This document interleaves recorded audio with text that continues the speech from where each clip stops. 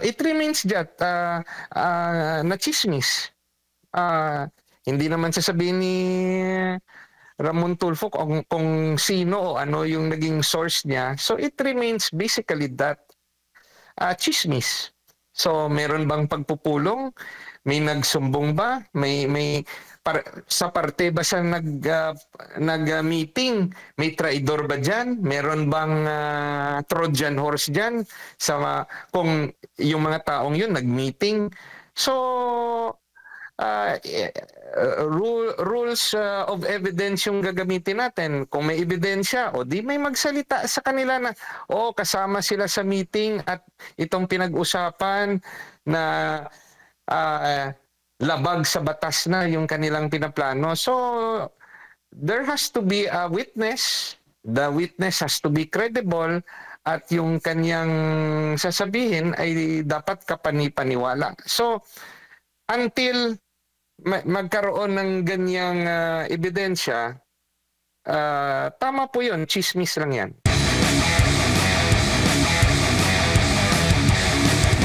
Sa issue na ipinapalutang ngayon, attorney, na may itong ni Ramon Tulfo. Sabi nga ni Vice President Sara Duterte, chismis. Itong ang pahayag o post ni Ramon Tulfo. Tungkol po ito sa mga individual na may planong destabilisasyon. At isa daw si VP Sara sa posibleng financial. Ano naman po ang inyong tingin po dito? It remains that na chismis. Hindi naman sasabihin ni Ramon Tulfo kung sino o ano yung naging source niya. So it remains basically that chismis. So meron bang pagpupulong? May nagsumbong ba? Sa parte ba siya nag-meeting? May traidor ba dyan? Meron bang Trojan horse dyan? Kung yung mga taong yun nag-meeting? So, rules of evidence yung gagamitin natin. Kung may ebidensya, o di may magsalita sa kanila na, kasama sila sa meeting at itong pinag-usapan na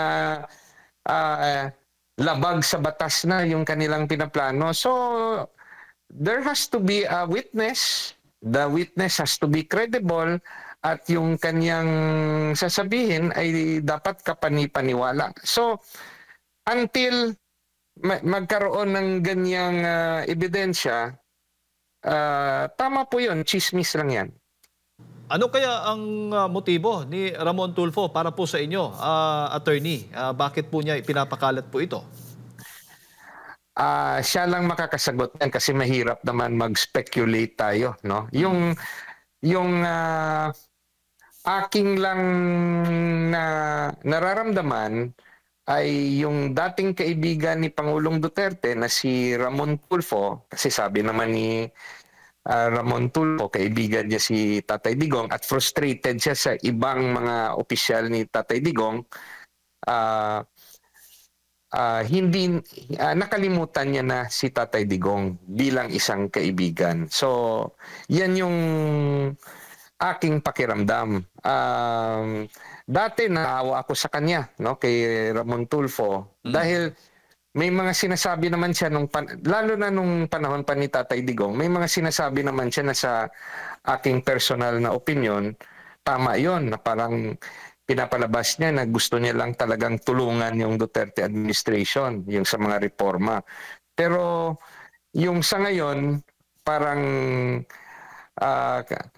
iba yung iba na yung mga deklarasyon ni Ramon Tulfo. So, he is entitled to his opinion at nasa demokrasya tayo.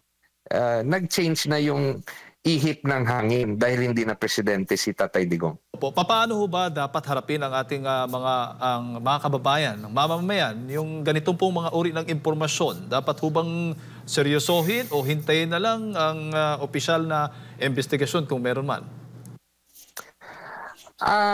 Ano yung motibo ng ganyang pagpapalabas ng mga pangalan para ma-filean sila ng kaso na inciting to sedition or anti-terrorism? So, it boils down to evidence. Kasi may legal na paraan para sa change of administration, paano yan? Magantay tayo sa 2028 elections. We have to organize now. We have to strengthen our ranks kung ayaw natin sa grupo ni BBM. So, yung isang legal naman na paraan is to call for his resignation. Freedom of speech yan. Hindi naman yan bawal. Yung bawal o extra legal ay yung pilitan siyang papatalsikin. Ibang bagay yan. It becomes a political question which will have its consequence kasi hindi na naaayon sa batas natin. No? So, may kasabihan naman, to the victor belongs the spoil. No? Sa away politika, yung magiging victorious, siya yung masusunod.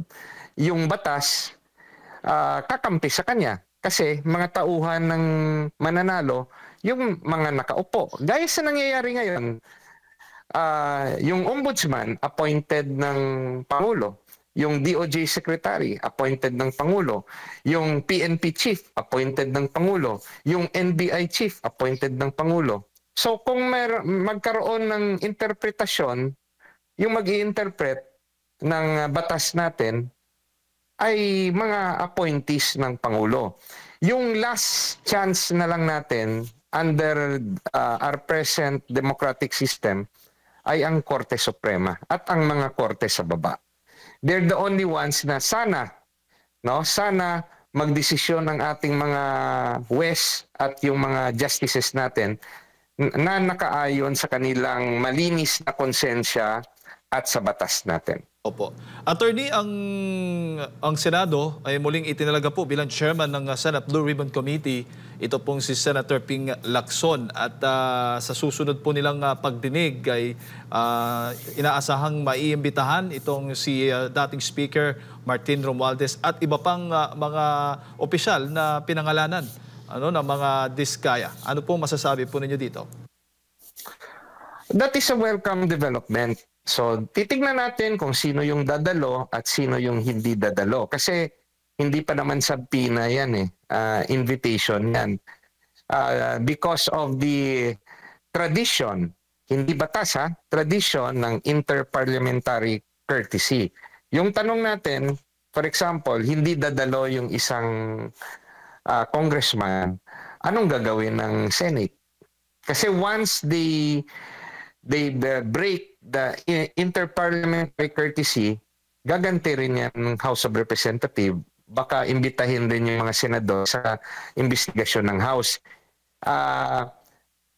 Yan yung abangan natin kung meron ng, let's say, tapang ang Senate Blue Ribbon Committee na banggain yung tradisyon ng interparliamentary courtesy base sa mas mataas na panawagan ng hustisya at investigasyon para malaman natin kung sino yung may kasalanan sa korupsyon.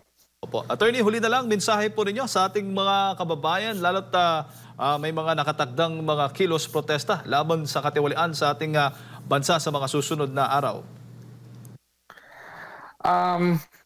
Lahat tayo, may kanya-kanya tayong paniwala. No? Yung iba, pro-administration. Yung iba naman, gaya sa akin, nasa oposisyon. Meron namang iba, iba rin yung kanilang paniwala. Lahat tayo'y Pilipino. Na nakakalungkot yung mga nangyayari sa ating bansa, yung basihan na lang talaga natin na para hindi tayo magkagulo, hindi tayo mag-away-away, may mga batas tayo. May Philippine Constitution tayo. So, nasa sa atin, no? Kung gusto natin ng isang demokratikong pagbabago, na tahimik na pagbabago, nadadaan ito sa eleksyon. So, yung isa naman na pwedeng maging sakripisyo na democratic pa rin at ito'y mapayapang pagpapalit ng liderato, kung si Pangulong Marcos ay voluntaryong bababa. Pero yung tanong ko sa inyo, Sa tingin nyo ba bababa voluntarily si Pangulong Marcos? Siya lang makakasagot niyan.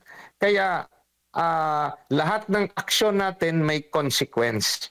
Kung may gagawin tayo, dapat buo yung loob natin at alam natin na may resulta ito, no? So again, to repeat, if we want it done democratically at nakaayon sa batas, we prepared this early for the 2028 elections.